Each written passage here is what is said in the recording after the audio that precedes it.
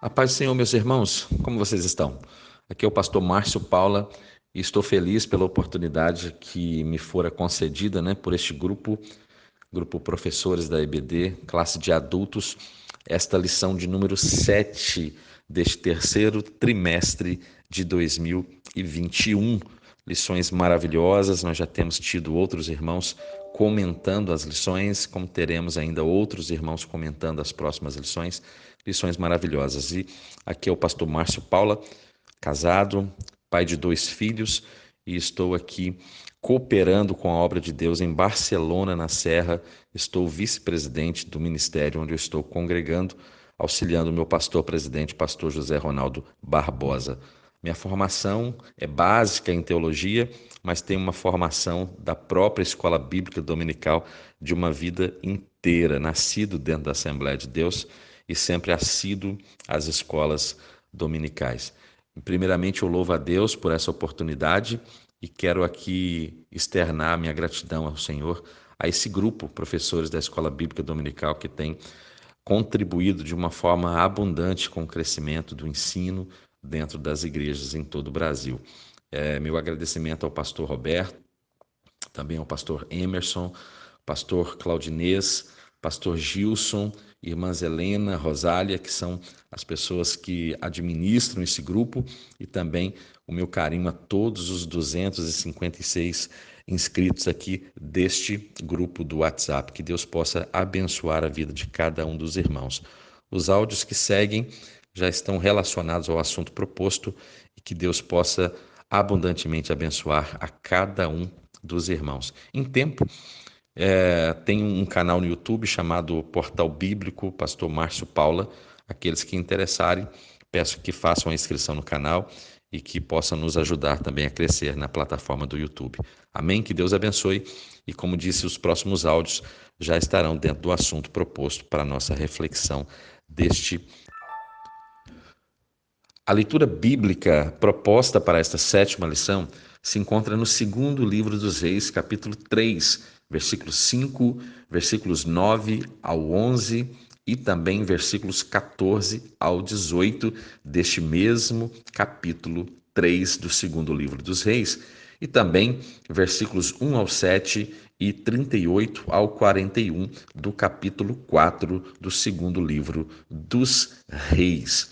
Queridos, esta intenção, aquilo que é proposto aqui para esta reflexão, é justamente uma análise bíblica, eu diria, simplificada, apresentar uma teologia simplificada para boa compreensão dos irmãos, de cada um dos professores aqui, e a intenção é contribuir, então, agregar este conhecimento para sua classe de escola bíblica dominical.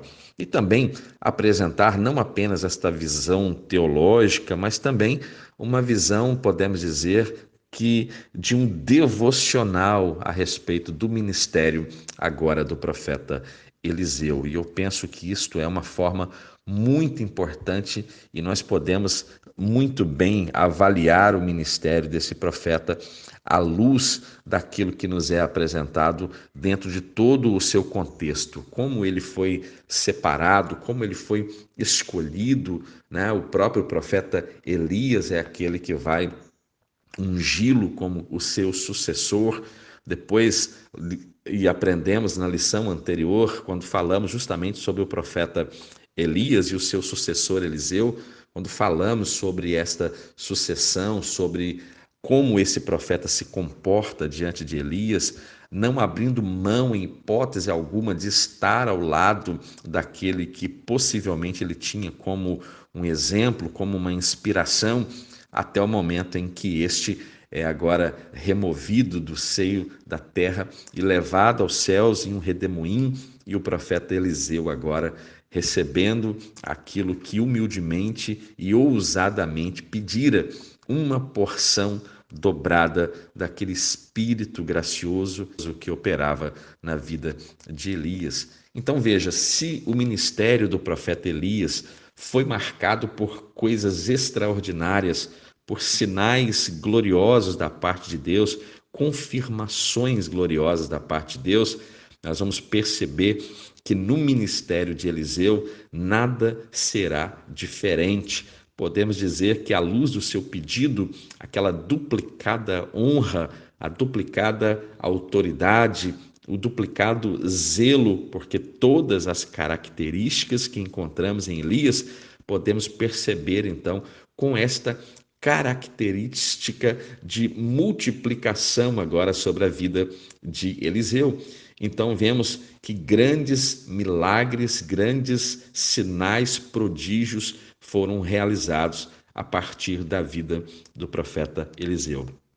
Nessa lição, nós vamos falar de 3 pontos muito específicos e que são apenas alguns dos muitos milagres que o Senhor havia realizado através do ministério do profeta Eliseu. É importante salientar uma coisa, que em cada evento que será apresentado aqui, a fé e a obediência a Deus são os elementos preciosíssimos e importantíssimos para a realização de cada um desses milagres. Então, o nosso ponto central é importantíssimo. Deus é poderoso e usa os seus filhos para a realização de milagres. O que aconteceu na vida de Elias, aquele poder glorioso na vida de Eliseu, não era uma característica para aquele tempo apenas, mas é uma característica também para o nosso tempo, para a vida da igreja, haja vista dentro do contexto de 1 Coríntios capítulo 12, onde nós apresentamos e aprendemos sobre os dons espirituais. Ali observamos que a operação de maravilhas é um dom do Espírito Santo e este pode ser comunicado a mim e a você nos dias modernos, tal como fora comunicado com Elias e aqui especificamente com o profeta Eliseu. Meus irmãos, esta é a nossa 7ª reflexão, a 7ª lição que será ministrada em todas as igrejas no próximo dia 15 de agosto de 2021, e o tema desta lição específica é o ministério de Eliseu. O tema geral que nós estamos estudando, o plano de Deus para Israel em meio à infidelidade da nação, as correções e os ensinamentos divinos no período dos reis de Israel. O pastor da CPAD que comenta essas lições é o pastor Clayton Pomerening.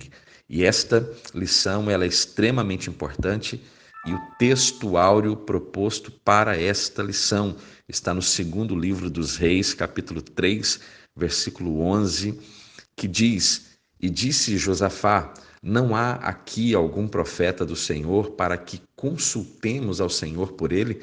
Então respondeu um dos servos do rei de Israel e disse: Aqui está Eliseu, filho de Safate, que deitava água sobre as mãos de Elias.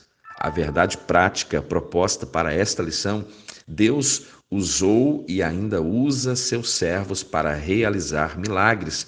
Basta ter fé e confiança no Senhor, que Ele opera maravilhas. Neste primeiro áudio, eu quero apenas mostrar que existem objetivos propostos, e o primeiro deles, que podemos dizer que é o objetivo geral, busca destacar alguns dos milagres de Eliseu como confirmação do seu ministério profético. E temos 3 pontos que serão abordados, e o primeiro objetivo específico busca evidenciar que o Senhor zela por seu povo. O segundo objetivo, demonstrar a fé e a confiança da viúva de Sarepta. E o terceiro, sinalizar o ato de fé de Eliseu. Já temos aqui algumas nuances daquilo que será apresentado dentro deste contexto, que é justamente falar sobre que Eliseu salva 3 reis e os seus exércitos. O segundo ponto, Eliseu aumenta o azeite da viúva. E o terceiro ponto, a morte que havia na panela. Aqui claramente observando o ministério profético de Eliseu, herdeiro legítimo da autoridade espiritual que estava sobre Elias, vamos observar então que esta lição busca apresentar alguns dos milagres que foram realizados ao longo do ministério do profeta Eliseu. Então, este é a suma, é o sumário de todo o conteúdo que nós iremos abordar a partir desse momento e cada áudio que segue, cada ponto específico aqui sendo abordado. O primeiro ponto dessa lição fala sobre Eliseu salva 3 reis e seus exércitos, né? Reis bons e reis maus fazem parte desse contexto aqui.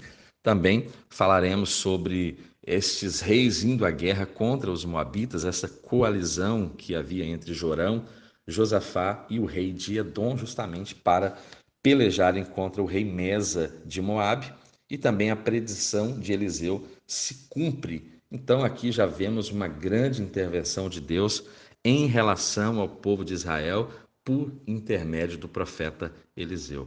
Quando falamos desse período dividido, né, aqui o autor diz que há uma certa alternância entre bons e maus reis. E aqui é claro que isso acontece, mas eu diria que acontece de forma mais clara apenas no reino do sul, no reino de Judá. Sabemos claramente que no reino de Judá houveram sim excelentes reis, ao passo que também houveram péssimos reis. Porém, esta característica não se aplica ao reino do norte, onde encontramos apenas reis que andaram terrivelmente fora dos parâmetros estabelecidos por Deus.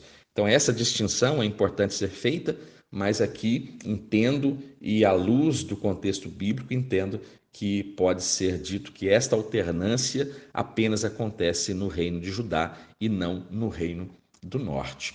Então veja, esses reis que acabavam agravando o pecado no meio do povo, porque estavam justamente institucionalizando, normatizando e promovendo um culto promíscuo, uma adoração promíscua a ídolos, promovendo a idolatria, que é o que acontece com Jeroboão, filho de Nebate, o primeiro rei do reino do norte. Então, claramente, nós observamos que há 2 parâmetros importantes aqui. O primeiro parâmetro se chama Davi. Davi é o parâmetro daquele que se torna um bom rei. E Jeroboão, filho de Nebate, é um parâmetro ruim, um parâmetro de alguém que de fato peca e transgride deliberadamente contra Deus. E isso nós encontramos dentro da palavra de Deus. Você pode ler na sua Bíblia em relação aos reis de Israel e de Judá, quando há menção, este rei andou segundo o caminho de Davi, significa que este rei foi um bom rei. E quando a Bíblia diz que este rei andou pelo caminho de Jeroboão, filho de Nebate, já está dizendo que ele de fato andou totalmente fora do centro da vontade de Deus. Haviam, naquele tempo, ou havia uma aliança que estava sendo feita entre Jorão, filho de Acabe, rei de Israel, com Josafá, rei de Judá naquele tempo, e também com o rei de Edom. E esses estão justamente juntos para pelejarem contra Mesa, rei de Moabe, que justamente após a morte de Acabe vai se rebelar contra os altos tributos que eram pagos ao rei Jorão, rei de Israel. Haja vista Moabe ser vassalo de Israel. E vassalagem é um estado de submissão, de sujeição. Então, vassalo é aquele que é obrigado a se submeter a outro e até mesmo pagar tributos.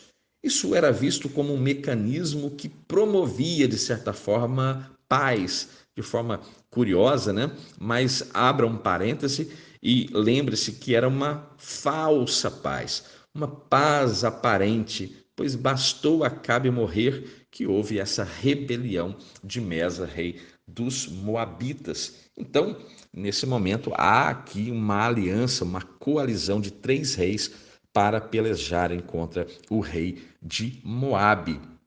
Então, nesse contexto, é que uma característica muito curiosa vai ser apresentada a nós, e essa característica nós encontramos em Josafá.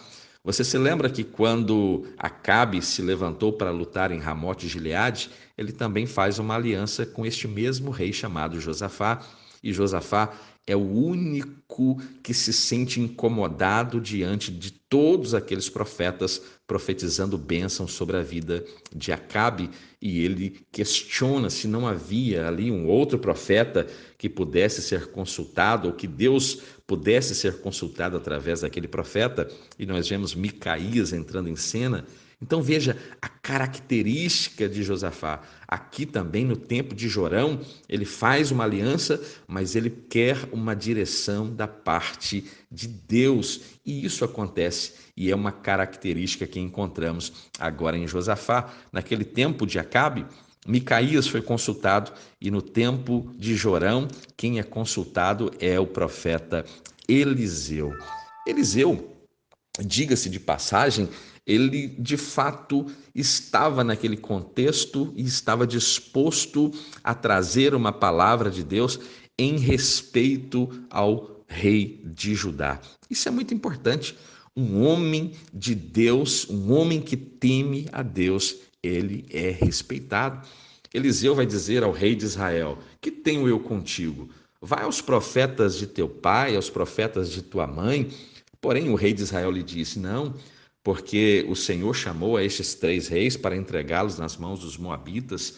E disse Eliseu: vive o Senhor dos exércitos, em cuja presença estou, que se eu não respeitasse a presença de Josafá, rei de Judá, não olharia para ti, nem o veria. Então aqui a importância de um homem temente a Deus e o respeito que este homem impõe. E o profeta está diante de Josafá, e a palavra profética é liberada, a predição é liberada, e isso é extremamente importante, porque estavam em um tempo de sequidão, de aridez, estavam sem água, peregrinando para aquela luta. E de repente o profeta diz que as águas viriam. E de que forma viriam? Viriam de forma sobrenatural. Seriam abundantes, alagariam aquele vale e toda aquela região sem a ação, sem a intervenção de ventos ou da chuva. E é interessante que o Senhor não apenas iria prover esta provisão tão necessária no tempo de aridez, que também lhes entregaria a vitória sobre os moabitas. A intenção dos moabitas era justamente vencer aquela guerra, mas do lado desta coalizão nós vemos uma intervenção sobrenatural. Pela manhã, quando se levantaram para oferecer a oferta de alimentos, eis que vinham as águas pelo caminho de Edom, e a terra se encheu de água de forma sobrenatural, milagrosa.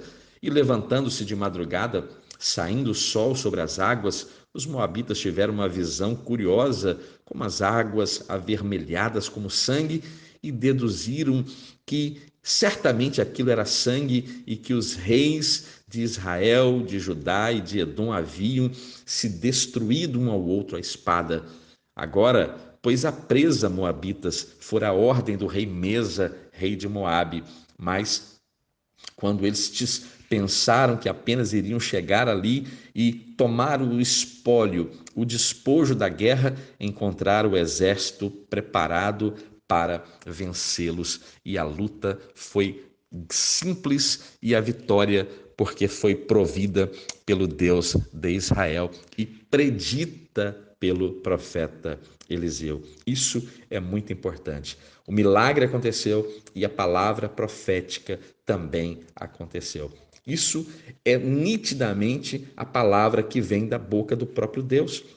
Quando o profeta visita os conselhos divinos e recebe esta palavra, ela não torna vazia, diferentemente de muitas palavras proféticas que ouvimos por aí e que não tiveram cumprimento e de fato não terão cumprimento, porque Deus vela para que a sua palavra se cumpra e não a palavra destes pseudos profetas que atuam e, lamentavelmente, aprisionam muitas pessoas debaixo de palavras que aparentemente disse Deus, quando Deus, na verdade, nada disse.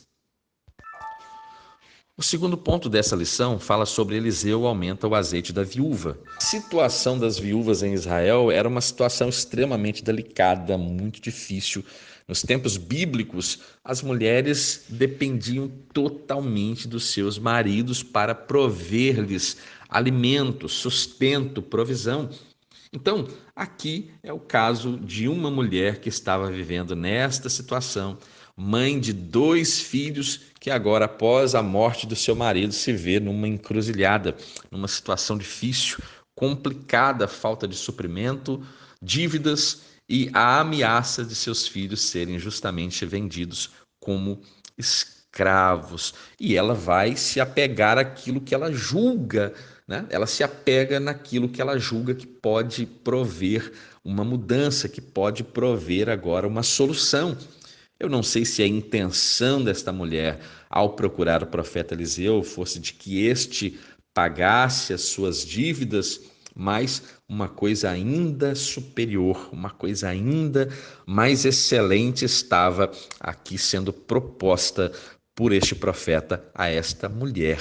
E a Bíblia diz que Deus ouviu o clamor daquela viúva e vai suprir as necessidades dela.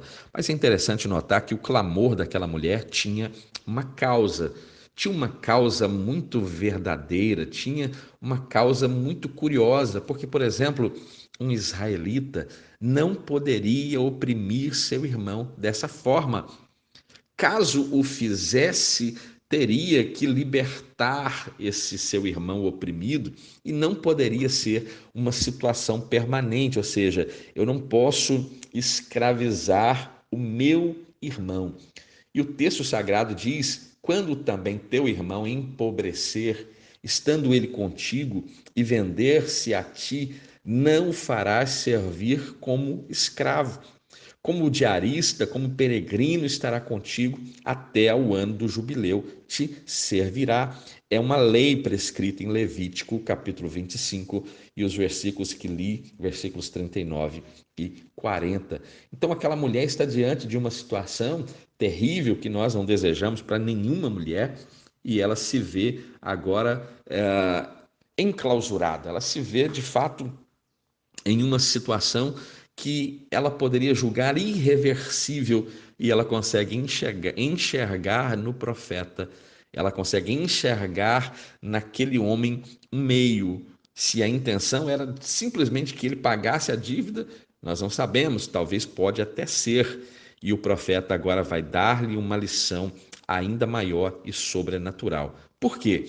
Porque há uma indagação feita pelo profeta àquela mulher. E a indagação é justamente: declara aquilo que você tem. Diga para mim aquilo que você tem. Você precisa suprir a sua necessidade. Então, você pode suprir a partir de quê? Existem pessoas hoje que não abrem mão do carro, não abrem mão de uma casa, não abrem mão de questões materiais e querem que outras pessoas supram, querem que a igreja possa suprir, querem procurar seus líderes para que aquilo seja suprido, mas não estão dispostos a demonstrar aquilo que têm, para a partir daquilo que têm, aquilo que possuem, aquilo que já é de sua propriedade, prover a própria solução. E é isso que vai acontecer. Aquela mulher é confrontada pelo profeta Eliseu, né? Que te hei de fazer, né? Será que a sua intenção que eu pague a sua dívida, será que eu tenho condições de fazer? Eu creio que não. O profeta Eliseu, por certo, não era um homem cheio de riquezas no aspecto terreno, mas ele diz àquela mulher: declara-me o que você tem na sua casa. Então aquela mulher passa por certo a sua casa em revista e diz: a tua serva não tem nada em casa. Esta afirmação é curiosa porque ela logo complementa dizendo: mas tem um porém, eu nada tenho em casa senão, né? Há algo que eu tenho sim, e é uma botija de azeite. Então, ouvir da mulher que não tinha nada além de uma vasilha de azeite poderia ter incomodado o profeta. Poderia o profeta Eliseu ter dito: de fato, a sua situação é irreversível e nada posso fazer por você? Mas o profeta entendeu uma coisa que aquela mulher ainda não tinha entendido, e o profeta entendeu que o pouco que aquela mulher ignorava poderia ser a fonte para o muito. E aqui a gente pode lembrar de uma verdade: com Deus, o pouco é muito. Você se lembra de Jesus Cristo? Naquela multiplicação dos pães, haviam 5 pães, 2 peixes, e era uma grande multidão, mas este pouco nas mãos de Jesus se tornou muito, e aquela multidão foi alimentada e ainda sobrou alimento naquele dia. Então veja, o profeta disse a ela: olha, tudo que você precisa, você de fato já tem. Toma nos seus vizinhos vasilhas, muitas vasilhas, não poucas, né? E entre na sua casa e feche a porta, e ali você vai viver na intimidade o milagre. Veja, uma busca na intimidade. E o próprio Cristo nos ensina no Evangelho de Mateus, capítulo 6, versículo 6, ele diz: mas tu, quando orares, entra no teu aposento e, fechando a tua porta, ora a teu pai que está em secreto, e teu pai que vê em secreto te recompensará publicamente. Esta é uma verdade que Cristo apresenta e que nós observamos sendo cumprida na vida desta mulher. Então veja, a ordem era derramar um pouco do azeite que tinha em todas as vasilhas que haviam sido recolhidas, e enchiam e eram colocadas à parte. Enchiam e eram colocadas à parte.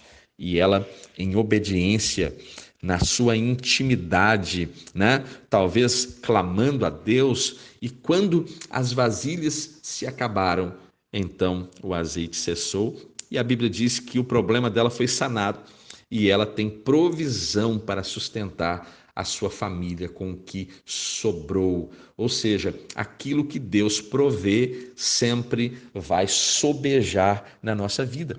Então isso é uma característica oriunda de quê? De fé, oriunda de obediência e oriunda de unidade. Uma família que prostra-se unida diante de Deus. Então, a multiplicação, ou nesse episódio da multiplicação, nós vamos perceber que a fé e a obediência são justamente estes elementos, esses ingredientes essenciais. E uma fé genuína talvez seja o grande desafio nosso como cristão, porque falamos sobre fé, pregamos sobre fé, até supomos viver essa fé, mas na prática temos estado, eu diria, um pouco aquém daquilo que pregamos e professamos. A fé, ela é supra-essencial. A fé salvífica, a fé como dom do Espírito Santo, a fé como fruto do Espírito Santo. Veja, são parâmetros e características de fé que nós precisamos nos aproximar imediatamente. Haja vista o escritor aos Hebreus afirmar que sem fé é impossível agradar a Deus. É claro que esta fé que o autor aos Hebreus está aqui apresentando é uma fé que opera para a salvação, mas a fé, de modo amplo e geral, nós temos que buscar e viver esta fé para agradar ao Senhor. Às vezes, o milagre que nós queremos, veja, é justamente o nosso maior erro. O milagre que nós queremos é justamente buscar naquilo que é extraordinário, naquilo que é empírico, naquilo que no agir de fogo, na carruagem de fogo. Eu me lembro, sabe de quem agora? De Elias, lá no Monte Horebe. E ali ele estava dentro daquela caverna e de repente veio umas labaredas de fogo e talvez muitos pensaram: olha, Deus está nesse fogo, mas não, Deus não estava. De repente, um grande terremoto fendendo as rochas, o vento fendendo tudo, e Deus não estava naquilo, naquele mover aparentemente sobrenatural. Deus não estava. E como Deus se apresenta?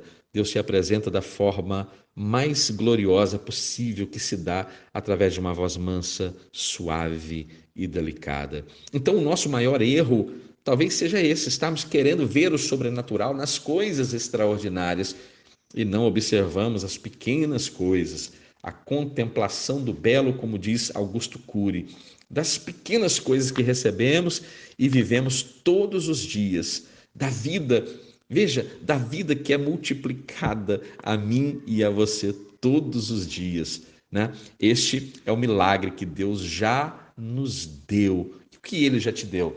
O que aquela mulher usou para ampliar a sua bênção era algo que ela já tinha, que Deus já havia provido a ela. Tinha, não tem nada. Não tem nada mesmo? Não tem nada? Não, não tem nada. Tem certeza que não tem nada? Deixa eu verificar. Ah, tem uma vasilhazinha de azeite. Já é bastante, já é suficiente. É esta chama que arde no nosso peito e que nós julgamos não ter valor algum, que é pequeno, pois é esta chama pequena que o Espírito Santo colocou dentro de nós, que vai, através da nossa fé, através da nossa obediência, através da nossa comunhão na intimidade com Deus, que vai agora propagar e tornar algo grande e glorioso na nossa vida. Então, a partir daquilo que temos, Deus vai suprir e prover ainda mais, né? A mulher fechar a porta é Jesus dizendo: entra e fecha a porta, né? Viva o melhor comigo na sua intimidade. Sofra as suas carências na intimidade. As pessoas vão para o Facebook, vão para o WhatsApp, vão para a casa do vizinho reclamar das suas necessidades e ignoram de entrar e fechar a porta e apresentar as suas necessidades diante de Deus. Então, é isso que o Senhor nos conclama a fazer. Vai para a intimidade e lá na sua intimidade apresenta as suas demandas, porque aquilo que eu vou fazer vai se tornar notório, todos vão ver, mas é fruto daquilo que é gerado na intimidade. O terceiro ponto da nossa reflexão fala sobre a morte que havia na panela. Aqui vamos falar sobre um ponto importante, que é a escola de profetas, um tema que às vezes muitas dúvidas existem sobre o assunto, e também sobre mais um milagre realizado pelo profeta Eliseu, que é a morte na panela. Então, a escola de profetas, apenas em caráter de informação, vamos conceituar, sintetizar aqui o que essa escola de fato se refere. Então, ao que tudo indica, teria sido um tipo de seminário, podemos dizer assim, um seminário teológico, né, naquele tempo, nos tempos bíblicos. Essa escola teria sido organizada por Samuel. Essa escola de profeta remonta aos tempos do profeta Samuel, que exerce, nós sabemos, um ministério tríplice como profeta, sacerdote e juiz, né? Então, nos dias de Elias e de Eliseu, essa escola teria sido então aprimorada e estes profetas teriam justamente sido responsáveis por consolidar essas escolas, e a contribuição desses homens fizeram com que essa escola funcionasse como resistência à apostasia religiosa que havia se instaurado ou se estabelecido, melhor dizendo, nos tempos dos reis do norte. Então nós percebemos que o caráter da escola de profetas é justamente prover esta resistência, né? Essa expressão escola de profetas também pode ser vista como filhos dos profetas em algumas ocasiões. Então nós já sabemos que há uma forte oposição que inicia-se lá com Elias, no capítulo 17 do primeiro livro dos Reis, já apontando o dedo para Acabe e já dizendo uma sanção imposta por Deus, que não haveria chuva na terra, já fazendo forte resistência e oposição ao pecado, a prática da idolatria e aquela apostasia generalizada que estava agora no reino do norte. Então, estes profetas estavam residindo, ou seja, estavam radicados onde? Estavam agora domiciliados onde? Estavam domiciliados em Betel, em Jericó e em Gilgal. Essas escolas, esses alunos eram justamente encorajados, né, a buscar uma melhor compreensão da palavra de Deus, e aqui nós percebemos a importância da educação religiosa nos nossos dias, os valores fundamentais da educação de forma geral são muito importantes e principalmente quando falamos da nossa educação cristã religiosa. É por isso que a escola bíblica dominical é o melhor culto que temos dentro das nossas igrejas, né? Evangeliza enquanto ensina, ensina enquanto evangeliza, discipula, prepara líderes e prepara grandes profetas para pregar a palavra de Deus nessa terra. Então, o aprimoramento da palavra de Deus estava em voga nas escolas dos profetas. Sem este conhecimento da palavra de Deus, não há como fazer oposição ao pecado, não há como fazer resistência àquela apostasia que estava normatizada, regulamentada, institucionalizada no tempo dos reis do norte, principalmente a gravidade que chegou, né? O ápice que chegou esta apostasia no tempo de Acabe, nos tempos de Acasias, no tempo de Jorão, reis de Israel, reino do norte. Por esta razão e por esta forte oposição, estes profetas eram duramente perseguidos. Você pode se lembrar de Obadias, que vai profetas e vai 50 e 50 escondê-los em umas cavernas e ali alimentando-os com pão e água, justamente por causa da dura perseguição imposta por Jezabel, imposta por Acabe. Aqui, no segundo ponto, fala sobre a morte que havia na panela. Aqui é mais uma apresentação de um milagre realizado através do profeta Eliseu. Nós já sabemos que foram inúmeros os milagres realizados, operados por Deus através da vida do profeta Eliseu. Podemos destacar alguns como os milagres da provisão, como a multiplicação dos pães, a abundância dos víveres. Nós encontramos tudo isso dentro desse contexto da vida do profeta Eliseu. Também podemos ver os milagres da restituição, como por exemplo a ressurreição do filho da sunamita, né?